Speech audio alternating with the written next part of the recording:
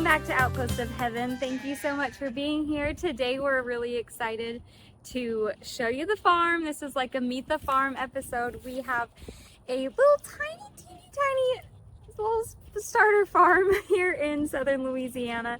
We're just newbies still. We've got some chickens, some sheep. We're getting some meat rabbits at the end of this week. So you will be seeing that at the end of this video, which is really exciting. My name's Emily Jordan. I'm a mom of 5, almost 6 in May. That feels far away. Today, currently recording, it's March 19th, so it feels very far away. My husband Andrew is also going to be joining us today as we're going to be talking about the philosophy behind the farm and a lot of like the principles and the why behind that too. This is our chicken tractor. Oh, I'm getting stuck. We currently have 9 chickens in here. We have some blue Plymouth Rock chickens, which are the gray ones. We have the black sex-link ones, and we have some Isa Browns. They are great. They are pretty low maintenance, and they give us eggs, which is fantastic. We love having so many eggs. When we first got them, we had named them all like Little House on the Prairie names. We had like Laura and Caroline and Hester Sue and Mary and like all of them. Okay, we had 10. We started with 10. They all had Little House on the Prairie names, but like nobody knew who was who. So like they all had names, but they didn't have any names. We just called them whatever. Like, oh, Laura got out. Who's Laura? Who knows? We got our chickens February of 2024, and they did great. They started laying. Everything went pretty smoothly until the summer-ish, like June-ish. We got what was called fowl pox, which is funny enough not chicken pox, even though they're chickens. It's called fowl pox. It's like a sickness that they get where they're like vitamin deficient or something, and their combs and their wattles turn gray and speckled, and they don't lay. So like they just suddenly stopped laying, and I was like, are they eating their eggs? Like, what's going on? No, it turned out to be fowl pox, and so we gave them the vitamins and things that they needed, and they just got better. One of them, it didn't make it. She just, I guess, wasn't healthy enough to handle it, and so we lost one of them. So that's why we have the 9 in there. This is a chicken tractor. We pull it around. You can kind of see the grass tracks right here because we pull it around every few days. I say we, I can't. It's way too heavy for me. We're working on a system to get it where I can pull it, but right now it's not light enough for me to do that. So Andrew scoots it around every few days, and that just gives the chickens, like, of course we feed them still. They're not like completely free range because they're not, I mean, they're in a cage, but they do have access to like the bugs and the grass and stuff, and their fertilizer kind of fertilizes the grass as well. So they have that, and then we one of my sons, my oldest son, feeds them. He does the chicken chores almost every day.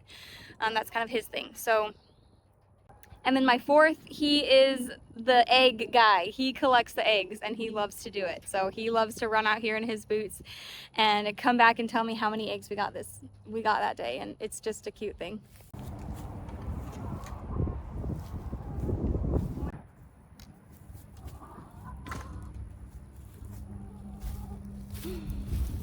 This is Laura.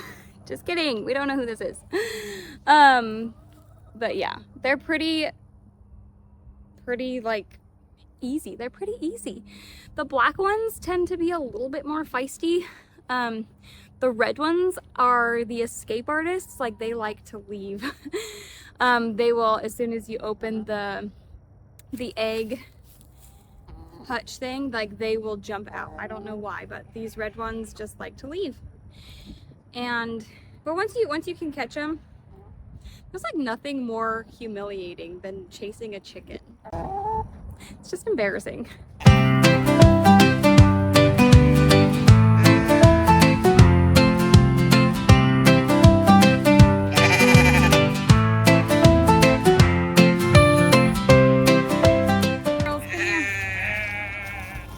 are our ewes. This is Bailey and Ann. Bailey is Ann's mom. I know I'm getting there. Both of these girls are pregnant right now and due, I keep saying any day. I've said any day for a long time. I'm like, how pregnant could you be? As I am like complaining about people in the wild telling me like, are you due yet? Now I'm saying that to these girls. I did not track their pregnancies like I did last spring. This is our second lambing season. So we had separated our ram, and during some sort of storm he broke through the fence, and I didn't keep track of what day that was. So I'm not sure exactly when these girls got pregnant. So we're just kind of watching the signs. Bailey, I mean, obviously is quite a bit bigger. Ann is still young. She just hit a year in February. They were born in February, Ann and her twin brother. So Bailey had two. She had Ann and Gilbert from Anne of Green Gables. Ann is still a bit small. I'm gonna guess she's carrying one. Bailey is looking big. Like you can tell like all the weight in her belly is like pulling, and her hips are bulging a little bit. They're like poking out, which is exactly what happened last time with her. So I'm wondering if she's got twins in there again. We'll see. Maybe by the end of this video we'll have lambs to show you. Or maybe I'll just wait to publish this video until we do have lambs. That would be really fun. A little bit of a birth story from last spring. Our ram, I just didn't know to separate him from the ewes around birthing time, and I looked out my window to see one of our ewes like licking her lamb up, you know, like cleaning it, and the ram was like trying to attack it, and I like ran out there bare feet and throwing sticks at this ram, like trying to protect this baby that's like barely even alive, and it was crazy. So we just a couple weeks ago separated the males from the females so that it's just the girls here. So they're in the front pasture. We have this back pasture. It looks crazy right now because we have like these thistles that will grow up, and we just have to dig them out. So it looks a little wild, like a jungle of thistles. But here's our rams. This brown one, that's Moon. He is naughty. He is very naughty. He is definitely like a manly man ram. This is Sebastian. This is Sebastian that I'm feeding right now. He is from one of our ewes that passed away last summer. She got sick with barber pole worm. He's a climber too. He's always trying to jump on me. Hey, stop. Yeah, Moon is scary. You never turn your back on a ram. Like, yeah, Sebastian can hurt you because he'll jump on you, but the power that is behind, get along, here, take some food.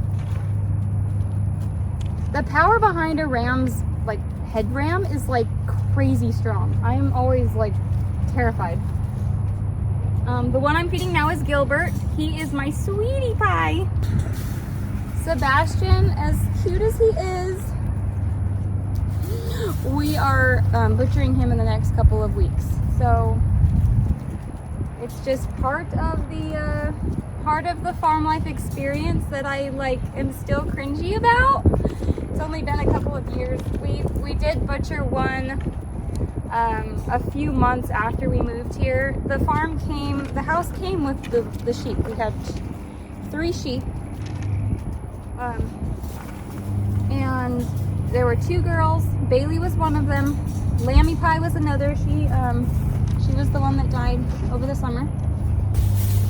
She had barber pole worm and we could not get rid of it. It was very sad, very, very sad. And then we ended up butchering the male that was on the farm anyway. He was a wether, which is what you call a sheep without testicles. A castrated ram is called a wether, and we're learning these terms as we go. We're totally new. There is definitely a huge difference between Moon, like a ram, an intact ram, and these wethers. Both Sebastian and Gilbert are wethers, and zero aggression. Like, no aggression, no headbutting. And the wether that the farm came with also, like, no aggression. But with an intact ram, it is crazy wild how dangerous they can be. And so, like, we have to be really careful about going in there and the kids coming in here. I don't let the kids in if Moon is in. And it's just like they just watch. They watch for you to turn their back and they will just ram you. And one of the kids has been rammed by him, and it is scary. It's very scary. So although they don't have horns, like, they still can pack a punch. These are Katahdin sheep. I think that Moon is like a quarter of something else maybe, but for the most part they're Katahdin. They're hair sheep. So everybody asks us, what do you do with the wool? We don't do anything because they don't have wool. They shed their hair. So we do have, I mean, we're butchering, we aren't, well, maybe. Last time we did it, we sent him away to be processed. This time, I think we have a family friend that offered to help us do it. I will not be there. I do not want to see that. I will be at my mother-in-law's with the kids because no, I don't think I can handle that. At least yet, but Andrew's gonna do it with him, I think, and so we'll have our freezer stocked again with the sheep meat. I am not a fan of the flavor. Andrew really likes it. Hiram likes it. I don't know. It's just like super greasy, super greasy, and just different. I'm very much a like chicken and beef type of girl. I don't even really love seafood. I like pork, but I'm not about to raise pigs, not yet. I don't really have any interest in that. But yeah, the lamb meat, sheep meat is not my favorite, but it's a good source of meat and protein, and we use it. And in self-reliance situations and circumstances, like, I would be grateful to have it. And we will use it. It's just not my favorite. And we don't really have enough property here to raise cows. Maybe on this we could have, if we didn't have the sheep, we could have like a cow, maybe two, but like, I don't think we want to do that. And I like all of the like Instagram pretty, Pinterest pretty, like milking a cow life. It like sounds really cute and glorious for like a second. And then I'm like, I don't want to do that every day. You know, I don't want to be out milking morning and night. I don't have the bandwidth for that. So no cows for now. We have sheep, which you can milk, but they don't, I mean, we tried last year, we tried. They do not stand, they're not trained enough to sit still for that. They did not like that at all. And it's a lot more difficult than milking a cow. Everything's just a bit smaller. Although people milk goats. We don't have goats, but people milk goats and get great goat milk. We just did not get, like, it didn't really work out, so. This is our rabbit hutch. It's a work in progress still. Andrew has worked really hard on this, and some of the kids have helped on and off. It's almost done. We just have to get the door. You can't see that. Hold on.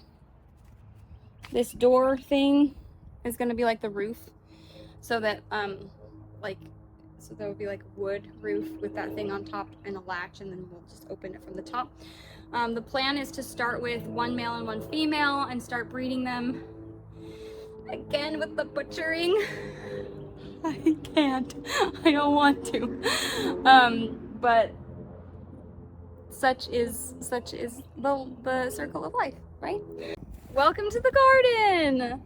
Oh my goodness. We have been working on this garden for a year probably. Andrew has worked so hard on this garden. Like, we've had friends and family help, but Andrew designed it and he just like carried out this vision, and it's amazing. We got it planted last week. I have some clips that I took from that I'll insert here. But it is just amazing. What are they doing? Oh, Excavator, huh? Excavator.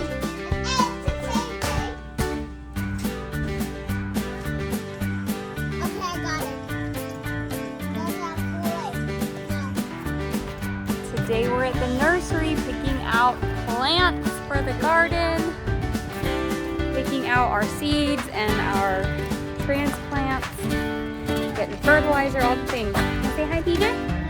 Say hi.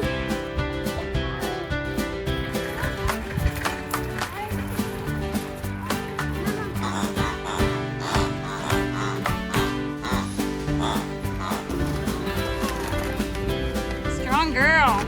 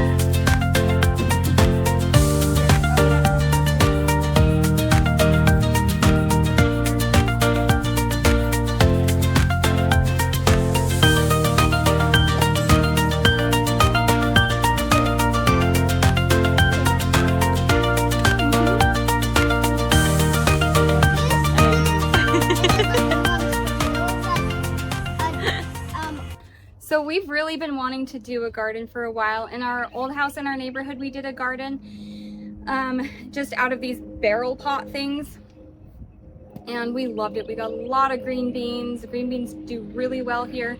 We tried some tomatoes in the pots that didn't, it's a loud truck.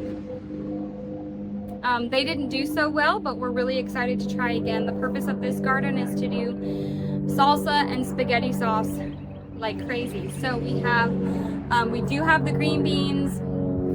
Let's see. We do have the green beans. So over here we've got our green beans. All of this is green beans.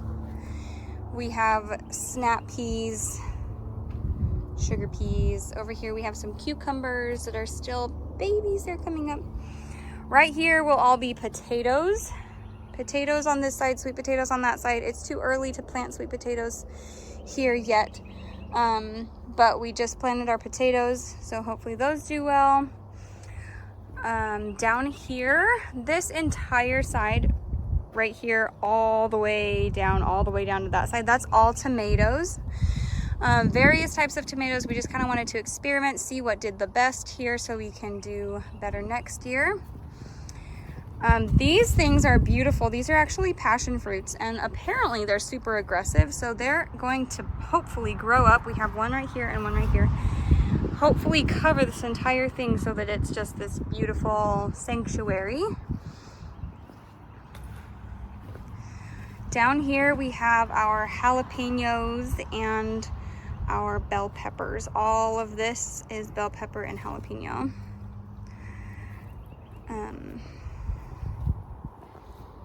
Take you over to the herbs. Here we have our little herb garden. We've got cilantro, basil, oh, that needs to be watered, rosemary, lavender, and oregano. Down here we have watermelon, squash. Ruthie girl really wanted radishes. Nobody eats radishes. She just kind of likes them. But she wanted to plant some radishes, so those are coming up cute. And then down here in the center, we have onions that haven't come up yet, so onions. Over here on this side, this whole thing is going to be blackberries. I guess it is blackberries. They just haven't produced anything yet, but it is blackberries. And then in our front yard, we've just incorporated blueberry plants into the flower beds of like just the front yard. So I think we have like 5 or 6 blueberry bushes. So we're really excited for the blueberries and blackberries. Blackberries do amazing here. So, I mean, they grow wild, which is beautiful and amazing. They are, when they're wild, they're like small and they're a bit tart. So we have like gathered enough to make like jars and jars of jelly and jams, but it's not as sweet. They're very seedy, they're very small. So we're excited to have a lot of the big juicy blackberries that also do well here, just planted instead of wild, but they are gonna be so yummy.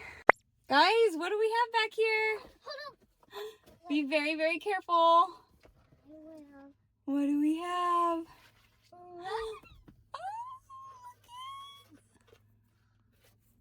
Oh my goodness. Put it more close. Okay, put it back in the box, okay? We have a rabbit. Look at these guys. This one just wants to be. Let's just shut the gate and let her. I just got a rabbit. Just a rabbit. It's a he. And we need to get some food, huh? What's that, Peter? Oh, yeah. There's chicks. Chicks. Baby chickens. Oh, hey. Nothing. What's in there?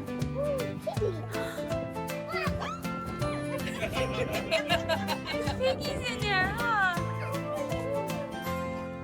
Let me see you do a pig. Be careful, he's pretty scared. Can I go put him in there? Yep. Oh, You don't even know if you want to say clean up. Look at this. Nice. Let me see, Yaman. Is that a dead lizard? No, it's not. I just got it from the sale. Give me a. Who's that cute guy in there? A nail? Oh, hold on. Last night we had 2 lambs born. Bailey had her twin, so I'm so excited I get to share this. And we missed it. Andrew and I were on a date. Why are you sniffing my bum? Andrew and I were on a date, and we got a call in the middle of a movie from my father-in-law saying, "You have lambs," and I was like, "Yay!" But no, I wanted to get it. So I wanted to be there so bad. But we still have Anne here who is needing to deliver. So just praying. I'm like, Heavenly Father, this may be like a really silly prayer, but I just really want to see. I really want to see a birth. I've missed it. I keep missing them, and so that's the little prayer that I'm praying. But let's meet these lambs. We've talked about names, but we haven't come up with anything solid yet. But we like to stick to a theme. It's so cute to have a theme. So we're kind of playing with like Harry Potter theme right now. So we'll see. But let's meet the lambs. How cute is he? That big eye patch. This one's a boy. So sweet. Oh, I love lambs. Oh, I love them. You're so cute. Yes, you are. You're so cute. The little voices that they make. And this one is his sister. Hello. Hello. I am shocked that she is black and brown. Like, we don't have that in our sheep. We have, I mean, Dad is like a tan, brownish, like light tan. Most look like blonde, but like Mom is white. And I'm just shocked at this black and brown. I think she is just so cute. You're so cute. Yeah. See, hello. I love them. Want to suck on your finger? No, not yet. No? I want to feel it. Yeah, but just stick your finger in. Oh, they have like no teeth. They're not that very sharp. Let me see, Ammon. Oh my goodness. Don't let her go. Okay. 2 hands, Ammon. 2 hands or you'll have to pay for the next one. Oh my goodness. Thanks, Ruthie, let me see. Have a look. Her name's Violet. I could tell the difference because her ears are more floppy in the cage. Oh, She peed on you.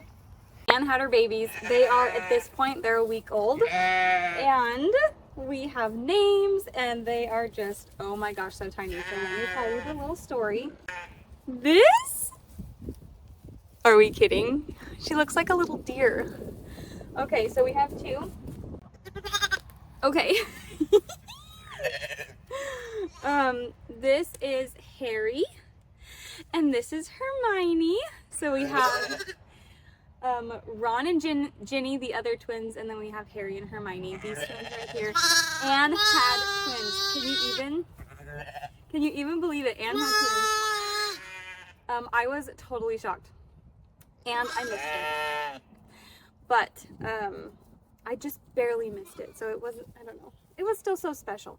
So what happened was we had just gotten home from a date night. Shh, be quiet. We had just gotten home from a date night, of course, and sitting on the couch chatting, and I hear this like bleating, like this bawing from Anne, from Mama. And it wasn't like a normal one. It was like it was almost like she was screaming, and I was like, I know that scream. I've had that scream. I bet she just pushed out a baby. So we come out, and lo and behold, she had already pushed out Harry, the white one, and he was like wet still, but pretty cleaned up. And then she had just, like right before we got out, she had just pushed out Hermione, and like she was. You miss Mom suddenly? Hi. You're so cute. Yes, you are. You're so cute. She was still in her sack, just laying there in her sack, and Anne, as a first-time mama, like, she just didn't know what to do. She was just like, I already have this white one right here. Like, what are you supposed to be? And she's just looking at it like, I don't know what's going on. And so we're just like, do I intervene? What am I supposed to do?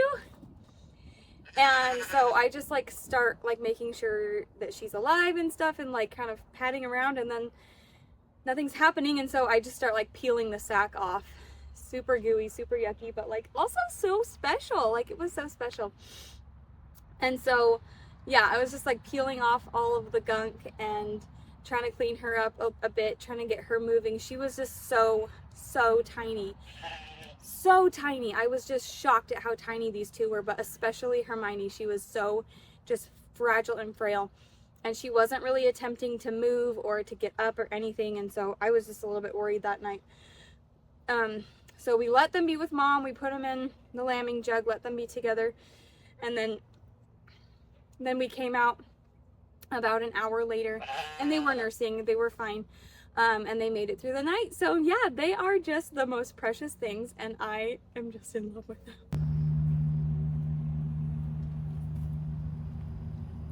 Finger in his mouth. Let me try. He's like sucking out my finger. I just wanted to bring Andrew, this is my husband Andrew. I just wanted to bring him on to let him explain a bit of his why and his philosophy behind what we're doing here on our little mini farm, and why we're doing the things that we're doing, like with the meat rabbits or the sheep and the solar and like all of these things. He works with AI, and so he has a lot of background in experience, I guess, in that, and that has been a huge influence in what we're doing. So I will let him explain. So do you want me to address why we originally started this, or where I was at when we originally started, or where I'm at now? Both. Right. Yeah. Where I'm at now, I think I felt the pull to do something like this. Mm-hmm. Mostly because I saw I mean, we've been wanting we had been wanting land for a while. Yeah, I've been wanting land for a while. I think Yeah. there's like it's a bit of the maybe nostalgia. I don't know, like longing for that simple rooted life, Mhm. where you're more connected to the earth and more connected to a cycle of life. I think that's been a big thing for me. I have this weird philosophical stance that if you are willing to eat meat, you need to be willing to kill animals. You need to kill everything you eat. Like I don't think it has to be that way, but I think that if you're willing to do that, because it is like it's a rough thing to kill an animal, right? Like some people glory in it. I mean, I haven't done it. I'm not there. I don't glory in it, and it's hard for me and it's difficult. And some people are gonna laugh at me because of that, but it is like it's difficult for me to kill things, but I still feel the responsibility. Like if I'm going to allow other people to kill animals for me, so I can eat the meat and eat my chicken nuggets when I go to Chick-fil-A. Yeah. I feel like I have a responsibility to engage in that process, and so I wanted the kids to be connected to the circle of life because I think so much about modern life is about disconnecting us from the consequences of our actions, and so much about farm life. I say farm life, right? Like I don't know if I'd call where we're at a farm, but It's like a little mini micro hobby farm. yes, so much about that. It connects you to the consequences of life. It's like the base needs of life: energy production, shelter, food, water. Right. So, I wanted to get those really important things that are core to life as close to us as possible. So that's kind of like the initial thing. As I've become more involved with AI, so I am a senior vice president at Alpha Schools. So I'm over operations of all of our physical campuses. So our schools don't have teachers. We have adult guides where they're kind of like life coaches, like helping kids work through blocks, helping them set goals and grow. But all of the academic instruction is done by AI.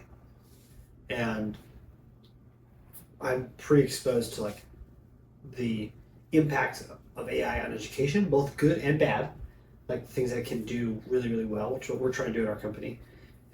And what happens when you don't intentionally try and control or influence how your kids develop in the AI world. And my bet is in 10 years, the most important things that your kids can know will not be science or math or any other number of hard skills. I think like you'll have to know those, you have to have a base understanding, but I think the single most important thing that you should work to give your kids is a firm set of morals and a clear way of thinking and seeing the world. So like those types of more like classical liberal, and by liberal I mean like I don't mean like liberal and conservative in that sense, but classical liberal in the sense of like liberal arts. So studying philosophy and the humanities, reading classic literature, that kind of stuff. I think those skills are actually going to be what's most important because that's going to govern how you use AI, and it's going to keep you from being used by it because you're going to think philosophically. You're going to think from a perspective of why am I doing the things I'm doing, and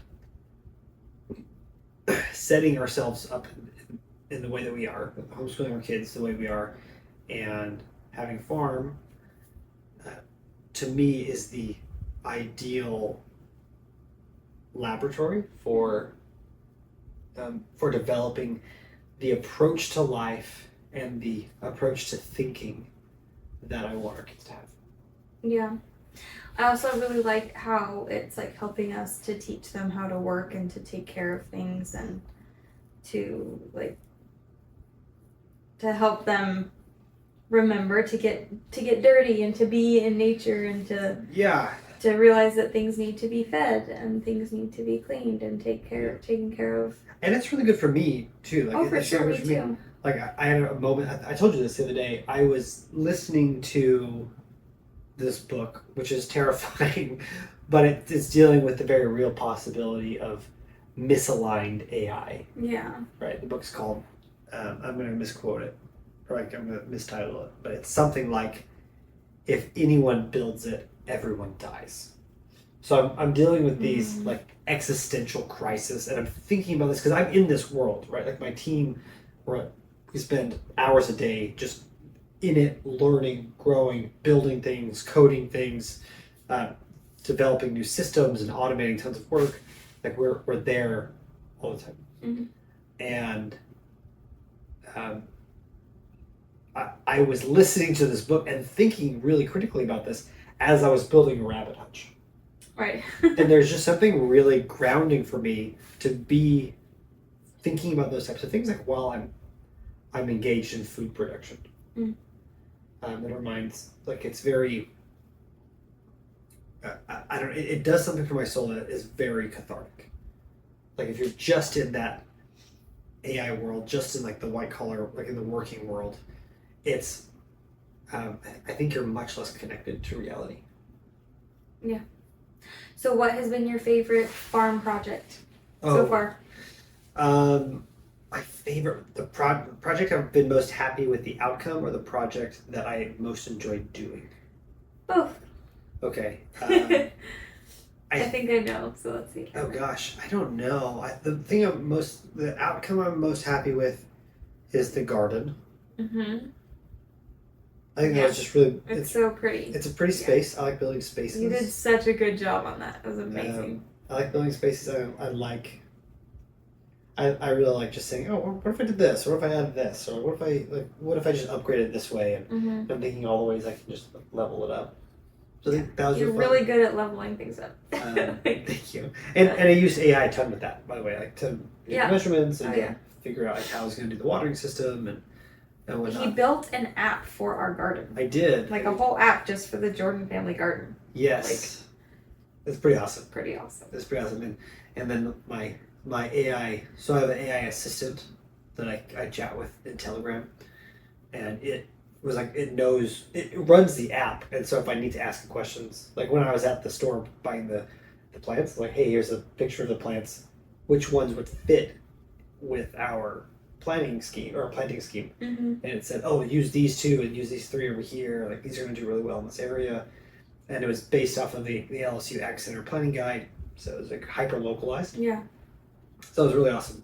The one I enjoyed most while building, now the garden was difficult. Like it was difficult and took a long time.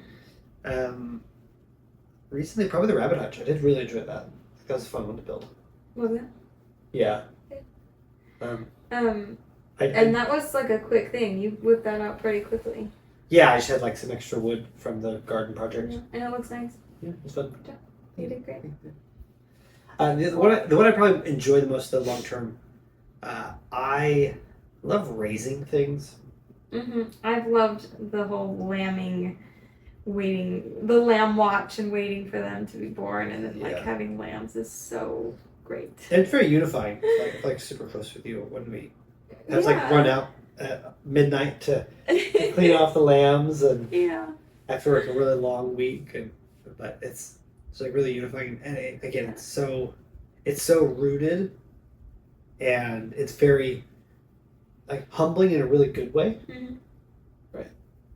It just reminds me that you're never